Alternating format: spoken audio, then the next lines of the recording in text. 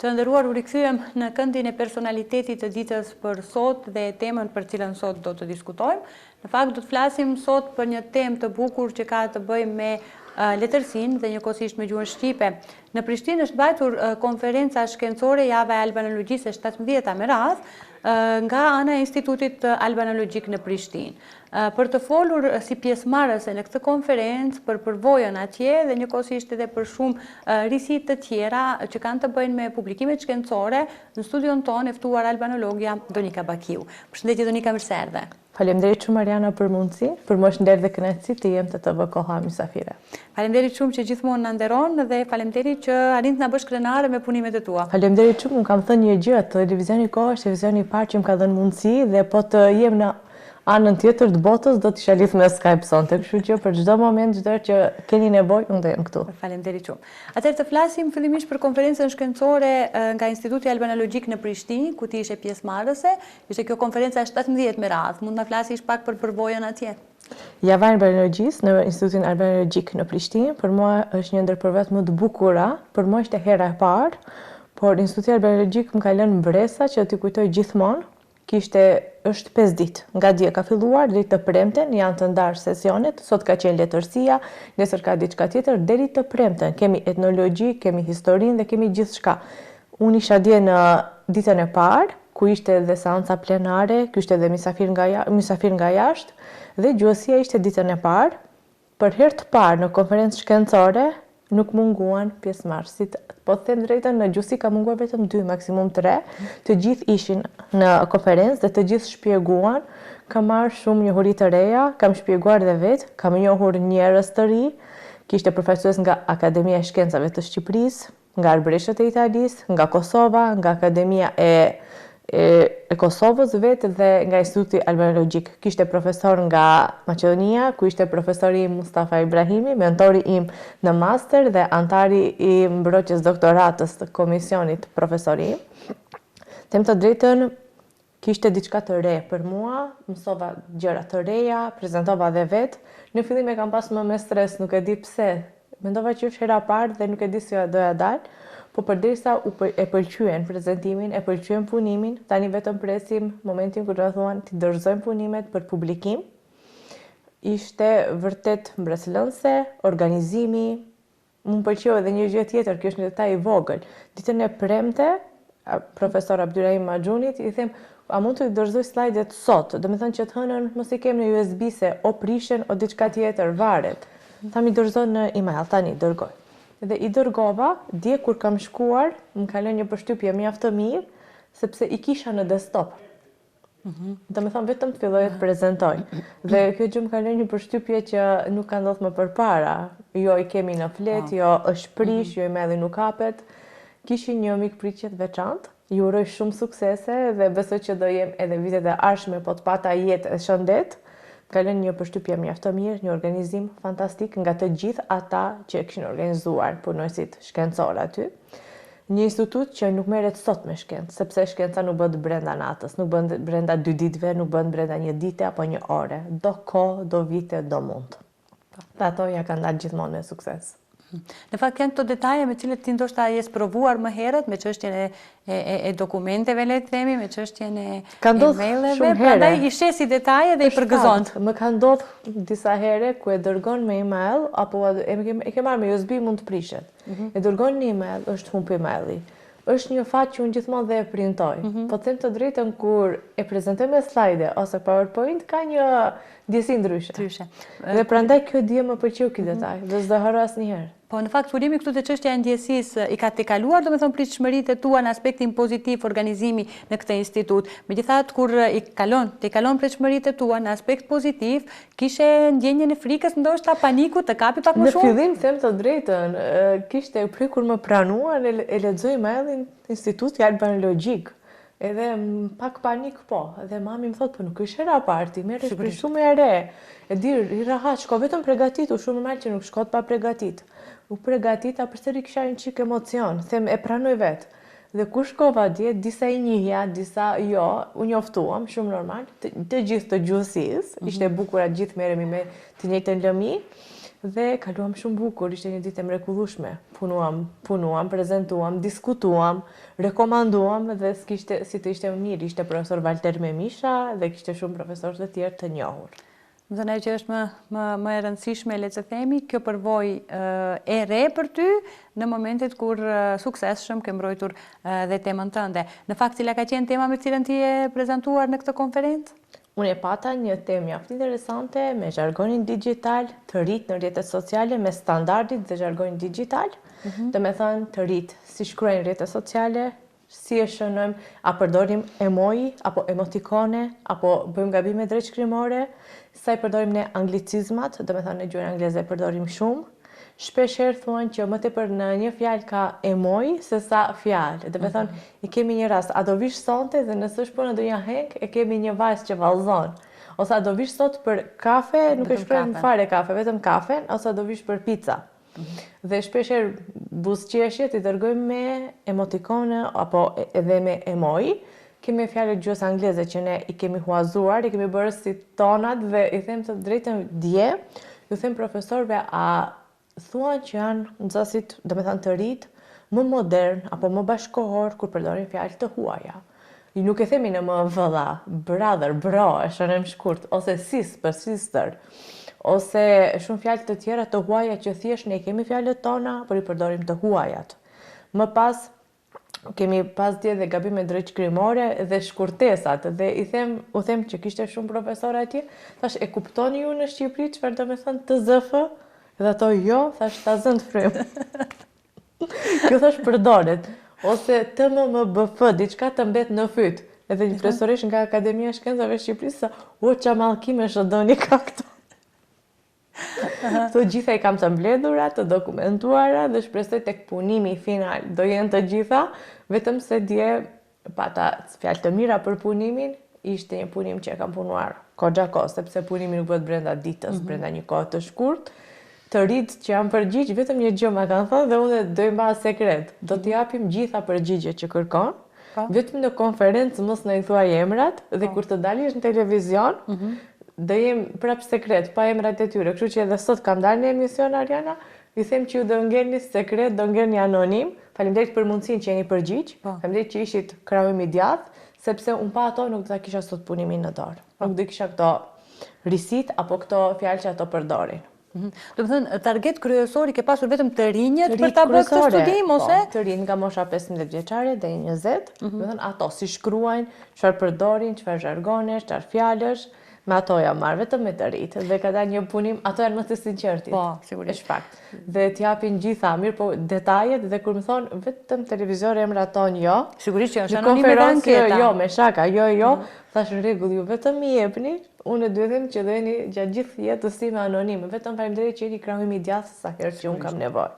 Megjithatë, konkludimi yt për në fund ishte që të rit din apo nuk din të shkruajnë mirë gjuhën shqipe në rrjetet sociale. Të rit shpesh nuk e shkruajnë si duhet, edhe dje thash.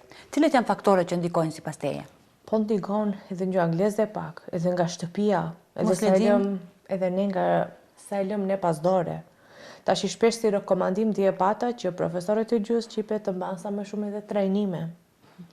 Edhe sa më shumë orë që atyre që ndikojnë. To njerë themi që nuk ndikojnë. Mirë po besoni që ka ndikim. Ta mësosh pak drejtshkrimin. Sepse shumë se në drejtshkrim, do me thonë, shumë e shkruajnë pa ë në fund. Shumicën e rasteve. Mirë është pa ë në fund. Shpeshherë yja vendot vend e pa vend. Ose në tetov pothuajse fare. Zhvencohet me i. Po, është fakt, atje kemi aralin e 6 neve, i takojmë si tetov, aralit të 6, dhe kemi vetë si munges yn, do me thënë në dialektologji. Mirë po, ne në gjuhën standarde mësojmë. Dhe këtu është problemi se përsëri nuk e marrin si që duhet, e bëjnë me gabime drejtshkrimore. Ose qën, nuk e përdorin, e kemi shëndruar në c. Çfarë bën, në vend të çfarë bën. Ose si janë, do me thënë janë pa ë kemi në fund. Edhe kjo shpeshherë më pengon ai fakti ose kur e zëvendësojnë me e, nëse e zëvendësojnë, sepse është fakti që nuk e zëvendësojnë fare. E lëm pa ë dhe ose me c vetëm, dhe kur i them po është në telefon është ç-ja, në laptop është. A tha, më mërzitet ta shtyp aty, kështu që më mirë me c e dërgojmë. Veçanërisht se shtrembërohet gjuha shqipe. E bëjmë një gjuhë tamam kështu digjitale, sepse gjuha shqipe ka fjalë dhe është mjaft e pasur dhe mjaft e pastër për ta ruajtur identitetin tonë dhe gjuhën tonë gjatë gjithë jetës. Po. Sigurisht pastaj ka dhe fjalë të cilat edhe ngatrohen edhe i humb kuptimi i fjalisë, për shembull qen apo qen. Qen. Po Për shembull kafsha qeni dhe për të qen. Folja. Folja, këtu ngatrohemi. Pastaj kemi dhe fjalë të tjera që neve shpesh i humbim, e humb kuptimin. Për shembull ne kur të rit tash, nuk thot e pëlqeva foto, thot e lajka. Është fakt kjo. Pastaj nuk thot e shpërndava, e bona share. Do ta themi kështu. Po, si thon ato. Domethënë e nxorra në story. Asnjë nuk e themi që e nxorëm në histori madje. Në story e nxorëm këtë. E përdorim këtë edhe ne vetë, ne më të mëdhejt. Fakt se më tepër kemi marrë huazime nga gjuha angleze, anglicizmat dhe sikur kemi bërë tonat tani. Pra janë pikërisht këto rrjete sociale që na kanë detyruar kushtimisht thënë që të bëjmë gabime në rrjete sociale. Po, këto janë pikërisht gabime në rrjete sociale dhe vazhdojmë t'i bëjmë. Edhe të rit, madje edhe të riturit, po kësaj radhe i kisha target të rit. Dhe vazhdojmë t'i bëjmë, edhe kur të japim përgjigje, ja bëna like, domethënë edhe thot e humba akontin, e bëna share filan foton, apo se nga filan grupi na dërguan për ta bërë share, dhe ne e bëm, nuk e thot as share, e thot share, siç është shkruar, dhe është vërtet për sa të keq ndonjëherë, por për punime shkencore na duhen këto gjëra, e them hapur, sepse bëhen edhe më interesante, po nga ana tjetër duhet sa më tepër orë të gjuhës, sepse ndryshe nuk kemi si t'i dalim ban për ta ruajtur dhe për ta mësuar siç është më mirë. Të rit tonë janë të mrekullueshëm, pa diskutim për disa mësojnë një gjuhë të huaj, besoj se mësojnë edhe gjuhën shqipe. Megjithatë, ku është roli i albanologëve? Pra çfarë duhet të bërë më tepër profesorët e gjuhës shqipe, të letërsisë, që këto kushtimisht të barbarizma t'i largojmë nga fjalori të rinjve tanë? Këto huazime, po barbarizma kanë hyrë aq thellë, saqë për t'i larguar të ishte mjaft e vështirë. Mirë, po përsëri mundemi. Nuk mundemi brenda 24 orëve, sepse më janë bërë vite. Vite që fëmijët tonë, të rit tonë, merren me gjuhën angleze sepse është gjuhë e globit, është gjuhë që e flet gjithë bota. Mirë, po të na duhet sa më tepër seminare. Besoj që do ju ndihmoj pak, nuk them 100%, po përsëri do ndihmojmë pak. Sa më tepër orë, sa më tepër edhe këshilla, dhe besojmë që do arrijmë deri dikund. Dhe profesorët e gjuhës shqipe ta flasin sa më bukur dhe sa më pastër gjuhën shqipe, po vetëm jo edhe ato profesorë, edhe të tjerët, sepse shpesh herë na ngel vetëm faji neve të gjuhës shqipe. Faji ndonjëherë kemi kolektiv. Në fakt, kur jemi këtu të shohim edhe atë aspektin personal më shumë, nëse themi që për mua çka ka ndikuar në shkrimin e drejt shkrimin e gjuhës shqipe, do kisha thënë fillimisht këtë që kemi biseduar dhe më herët, mësuesi ose arsimtari i alfabetit, na ka mësuar alfabetin, le të themi. Për shembull, unë kam një respekt të jashtëzakonshëm dhe kam qenë shumë e privilegjuar, një si ti, që arsimtari im ka pasur mundësinë në atë kohë, domethënë që të më mësoj mirë gjuhën shqipe, se si shkruhet dhe si shqiptohet, pastaj sigurisht edhe leximi i librave. Unë mendoj që këto dy faktorë ndikojnë, tek ti mund të jenë tjera. Është faktori familje, institucioni familje, si që ke ti babin profesor, të kam mësuar të lexosh libra, vazhdoj te familja ime që i kam dhe gjyfërit, jam gjerata 3 të shkolluar dhe zakonisht ne epshin libra të lexojmë. Dhe unë kam pas një tip shumë i natë, tash nuk e di a duke me tip, kam lexuar një libër për 2 ditë. Dhe kam marrë shpjegoj dhe kur kam shpjeguar kam pas qef gjithë ato gjë. Dhe këtë ka formuar sigurisht. Fakt, mbas se ka ndikuar shumë. Dhe them të drejtën ndikon, familja ndikon. Unë mësuesen time të pare përshëndes sot shumë, është mësuesja Behje Bexheti, e cila ma ka mësuar drejtshkrimin, më ka mësuar të lexoj pikë së pari, dhe më pas profesori im, idhull, që nëse nuk do ishte ai në jetën time, unë nuk do isha kjo Donika që jam sot, nuk jeton më, është Miftar Abdiu. Dhe më ka mësuar të na mësonte njëherë gjuhën. E kishte një zakon, thoshte, u kam thënë mësuesve të ciklit të ulët, ti mësojmë vetëm të lexojnë nxënësit, pastaj gramatikën, fonetikën dhe gjitha do ta mësojmë ne lart. Profesori na mësoi drejtshkrimin, na mësoi gjithçka që duheshte neve që të dimë në atë moshë. Na mësoi ta duam gjuhën shqipe, më frymëzoi aq shumë që pastaj ta studioj gjuhën shqipe. Pra kanë qenë pikërisht këta mësuesit, të cilët sot e kanë bërë Donikën që të jetë edhe në konferenca shkencore. Po këto po, pastaj vazhdojmë në gjimnaz dhe duhet të falenderojmë përzemërsisht Universitetin Evropës Juglindore. Unë kam qenë një tip ndoshta pak më i mbyllët në fillim, Shteti Evropës Juglindore ka ndikuar jashtëzakonisht në jetën time, më ka dhënë shumë mundësi profesorët që i kam pas atje, dekanin e fakultetit dhe shumë profesorë të tjerë. Unë isha e re, Ariana, isha 21 vjeçare dhe isha viti i dytë në studime, sa kisha nisë dhe kishte konferencë shkencore, edhe unë si ato për gjyna, ta them për mëkat, i shoh që ato bën gati për konferencë. Dhe profesori Vebi Bexheti bashkë me Mustafa Ibrahimin, Hamid Xhaferin i cili nuk jeton më, Zaqir Kadriun më thonë, Donika, ec apliko me një punim. Dhe në moment të gjitha kurse bota më rambi kokë, zdia si duket abstrakti, as çfarë duhet bëj. Them profesor, tha, do vish pas ligjëratave, do e shohësh si bëhet, do e mësosh. E kam bërë punimin e parë, e kam prezentuar, kam qenë shumë e re, mjaft e re atë kohë. Dhe ishte hera parë në konferencë në vitin 2014. Tani më jemi 2026. Ta me thënë, kanë ndikuar në jetën time mjaft pozitiv, mjaft, do me thënë të jem kjo Donika që jam sot, tani t'i takoj profesorët në konferenca shkencore, ma që të gëzohen dhe kur unë shpjegoj si ditën e djeshme, mentori im, unë ndje krenar dhe i thash unë shkaku juaj jam kjo që jam, sepse unë kur nuk do isha Donika, kjo që jam pa mos kisha krah. Kur një jetë nuk mundemi pa mbështetje, pa krah, pa përkrahje, dhe unë gjithmonë ato i kam pas, kështu që unë e kam një zinxhir të fortë. E filloj nga shkolla, nga familja, gjithmonë nga prindërit, nga familja e gjerë, po nga prindërit kryesisht, mami, babi, po edhe motra, tani vetëm ka fillu punimet shkencore dhe ajo, më pas shkolla fillore, shkolla mesme, Shteti Evropës Juglindore ka bërë atë kulminacionin, Shtetin Evropës Juglindore kam zemër gjithmonë, dhe e falenderoj dhe tani kur kemi nevojë për diçka, ose edhe ato tani kur më thinin, do t'ua kryej me qenë mund puna në atë moment, sepse na kanë formuar këto që jemi sot dhe kudo që shkojmë në institucione punojmë, e them që kam vulën e atij universiteti. Po, sigurisht. Megjithatë, Donika, përveç kësaj pjese në konferencë që ke marrë pjesë dje, ke marrë gjithashtu pjesë edhe me një studim tjetër për ditën botërore të librit që ishte 23 prilli. Mund të flasim pak për temën e atij studimi? Meqense nuk na është dhënë mundësia për të folur për këtë temë. Roli i bibliotekave, kisha një punim rolin e bibliotekës, lexueshmërinë. Me këtë punë jam marrë nga viti 2016, kështu që ka kaluar kohë mjaft, gati 10 vite.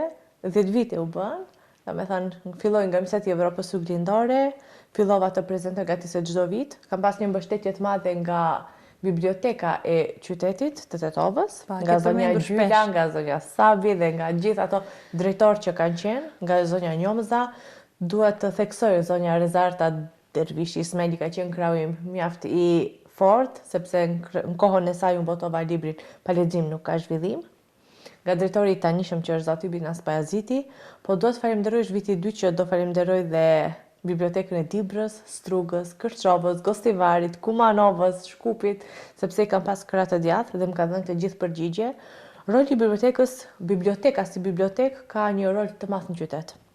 Domethënë, varet sa lexojnë të rit, por ka një rol të madh dhe kur shkojmë dhe kur nuk na nxjerrin pa një libër në dorë. Domethënë, bibliotekistët ditë na frymëzojnë dhe të na japin, nëse nuk është libri që kërkojmë, thotë merre këtë sepse është mjaft e bukur.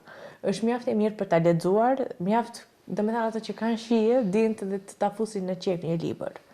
Roli i bibliotekës në vendin tonë ka një rol tepër të veçantë. Të marrë qytetin e Tetovës ka një numër mbi 5000 lexues.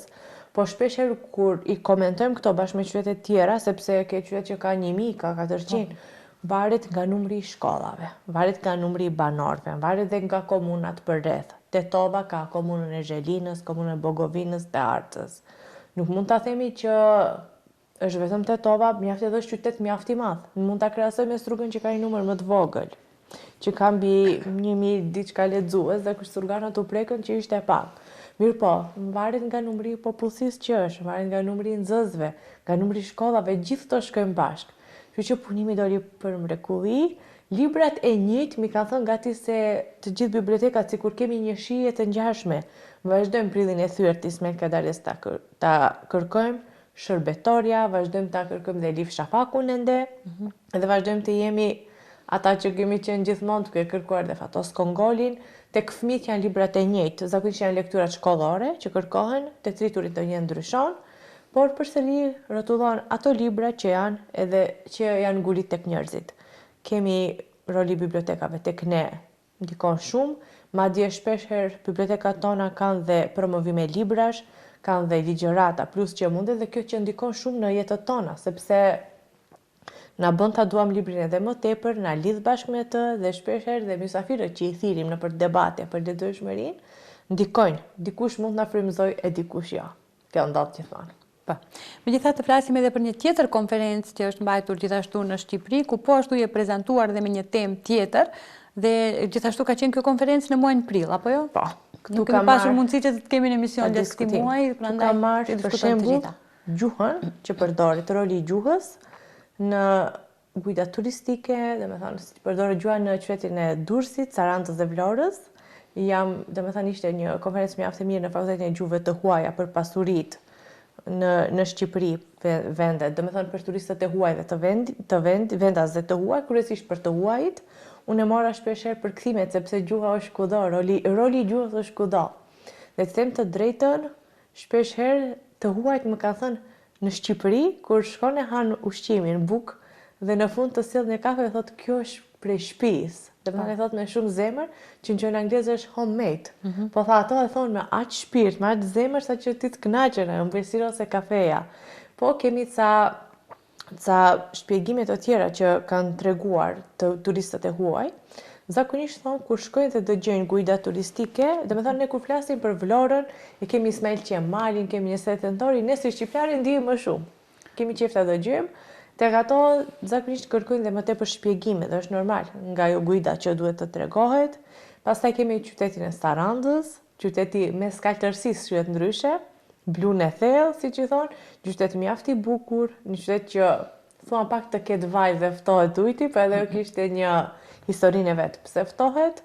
Tu ka plazhe Manitse, kemi Durrësin, qyteti ku kemi rritë të gjithë, pastaj kemi dalë vende tjera, por shpesh herë te përkthimit më thanë këtu shpesh e përkthejmë për burek. E po për byrek, shpesh ato mendojnë që është diçka e ëmbël. Duhet të ketë një sqarim më tepër, kërkonin. Disa vende kishte, në disa jo. Ka pas mjaft fjalë interesante, mjaft gjëra dhe tani sot madje më kanë dërguar email nga Fakulteti i Gjuhëve të Huaja që duhet dorëzuar punimi i plot dhe domethënë të dhënat që kërkojnë pak më tepër për ta punuar punimin, edhe pse është gati, po më duhet edhe pak gjëra për të ndryshuar. Ishte një konferencë mjaft e mirë, mjaft e bukur, mjaft frymëzuese, kishte njerëz shumë edhe studiues të huaj, nga Greqia, nga Spanja, nga Italia dhe nga kudo. Në atë konferencë, edhe pse isha lidhur online, edhe online ndonjëherë shihemi me njerëz që nuk kemi parë më përpara. Po. Megjithatë, Donika, ke marrë pjesë në shumë konferenca shkencore, ke bërë shumë studime dhe i ke publikuar sigurisht. Nga të lindi kjo dashuri e madhe, domethënë për shkencën, nga u frymëzove në fakt? Frymëzimin, tash shkencën e kam pasion, Ariana, e shoh që e kam pasion. Unë nuk kam punuar asnjëherë në asnjë universitet, e pranoj hapur. Kam punuar në një qendër kursi Vizion Akademi, kam mësuar nxënësit shqip dhe maqedonisht. Kam punuar në Gjirafa, kompaninë 2 vjet e gjys, kam qenë përkthyese gjuhës maqedone. Kam punuar një vit në Ministrinë e Shëndetësisë te Dr. Bekim Sali, që tani e kemi zëdës kryeministër të parë në vendin tonë. Ka 2 vjet e gjys që punoj në komunën e Tovës si lektore e gjuhëve zyrtare. Mirë, po shkenca është pasion im që nuk e la asnjëherë anash. Që vazhdoj a dhuroj. Pa diskutim që ka filluar nga familja, që kam pas përkrahje, sepse shpeshherë konferencat kushtojnë, dhe unë ka pas mundësit për shkuar, dhe nga për shembull dje ka çu babi mu deri në Prishtinë dhe ka qenë në punët e veta sepse babi punon në Prishtinë, dhe më pas kur kam paruar e kam thirrë dhe kam marrë në shtëpi. Asnjëherë nuk më thotë jo kur është diçka që në anën time profesionale ka vlerë dhe ai e di që më përmbushën ajo gjë. Dhe gjithmonë krahujmë djath, mami, babi, motra, dhe ka vazhduar pastaj në shkollë, arsimtari ftar, një frymëzim të fortë dhe unë gjithmonë në Shtetin e Evropës Juglindore nga ana shkencore kam krah të djathtë për punime dhe për shumë gjëra tjera. Madje para 3-4 javësh dikush më tha ke më shumë punime shkencore se sa vite. Nuk e di është jo mirë kjo. Sigurisht që është më bukur, sigurisht që është më bukur. Po sa përsisht 36 punime shkencore nga ana tjetër 32 vite, thash dashmir, është mirë kjo. Shumë bukur duhet të jetë për faktin që janë pikërisht këto konferenca, këto punime shkencore që të formojnë dhe ndikojnë në zhvillimin tënd intelektual, që është shumë e bukur edhe për shoqërinë në fakt, edhe për familjen, që në mesin tonë të kemi një doktore shkence të gjuhës shqipe, e cila realisht po publikon shumë shpesh studime dhe merr pjesë në shumë konferenca. Mirë po sa është sfidë, sa është e vështirë që të publikohet një punim? Do them të drejtën, njëherë punimi për ta bërë kërkon kohë, kërkon mund. Nëse është punim terreni në gjuhësi ose punim sociolingvistik, kërkon kohë, kërkon të gjesh njerëzit, informatorët. Nëse ke me të ri, duhet një grup të rinj, e ke target moshën. Pastaj nga ana tjetër ti ke target moshën që ke 15-20 vjeç, nëse ke punim me mikrotoponimin në malësi, atëherë e keni të vjetrit ti marrësh në intervista. Dhe ata të gjithë nuk duan që t'jetë emri i tyre shumë i përhapur. Kur dalësh në televizion, mos na i thoj emra, them gjithmonë që nuk po a them, faleminderit që mu më jepni ndihmë. Dhe them të drejtën, shkon kohë gjatë, periudhë gjatë. Do të njerëz që shohim revistën. Nëse aplikon për herë të parë në revistë, unë kam publikuar punim dhe në Universitetin e Edirnes, në Spanjë, në Azerbajxhan, në Shqipëri, Kosovë, Maqedoni, dhe them të drejtën, e shohësh revistën, t'i jep dhënat, të gjitha revistat e kanë atë udhëzimin e vet, për nuk janë të njëjta. Do të thonë Universiteti i Tetovës e ka të veten, UEL ka të veten, do të thonë si kërkon punimet. Spanja e kishte ndryshe, vitin e kaluar që e kisha në Spanjë.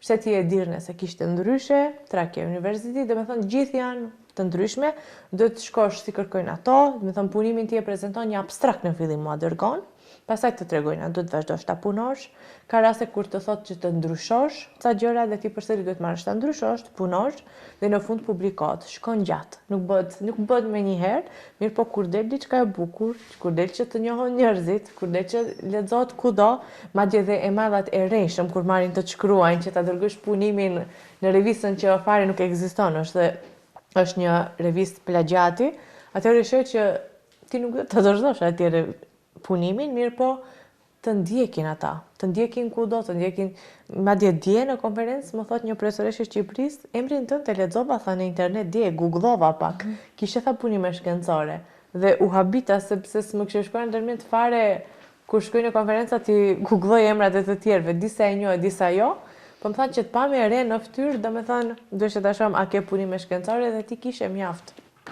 Punime shkencore zgjatin, po janë mjaft të mira. Ta keni këtë së qartë, mjaft që na bëjmë për vete, na bëjmë punën sa më tepër dhe me këtë përmbushemi. Shkenca është për ata që e duan, Ariane. Sigurisht. Për ata që nuk e duan, nuk kam se merren me shkencë, nuk kam se humbin kohë dhe nuk merret punimi shkencor komplet prej copy-paste prej dikund. Dhe të punosh diçka vetë, sjellësh diçka vetë. Paktën kur të mos jemi një herë në jetë, se nuk do jemi gjithmonë, të lëm diçka gjumë të bukura, pozitive, të thonë që këtë e bëri ajo.